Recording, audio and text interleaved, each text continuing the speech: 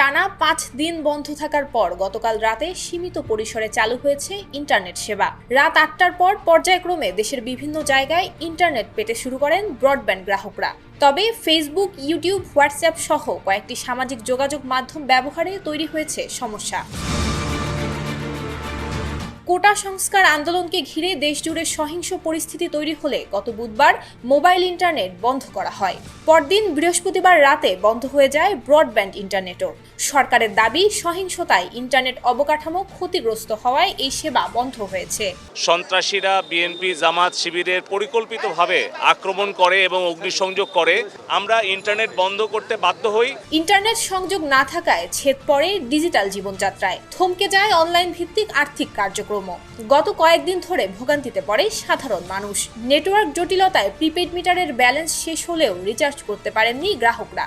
ফলে বিদ্যুৎহীন থাকতে হয় দীর্ঘ সময়। বিদ্যুৎ না থাকায় দেখা দেয় পানি সংকটও। বিদ্যুৎ অফিসগুলোতে ঘন্টার পর ঘন্টা দাঁড়িয়েও রিচার্জ করা যায়নি বৈদ্যুতিক কার্ড। ফলে ব্যাপক ভোগান্তির সৃষ্টি হয় জনজীবনে। সফটওয়্যার রপ্তানিকারকদের সংগঠন বেসিসের দেয়া তথ্য মতে, ইন্টারনেট বন্ধ থাকায় তথ্য প্রযুক্তি খাতে গত কয়েকদিনে প্রায় 400 কোটি টাকার মতো লোকসান হয়েছে।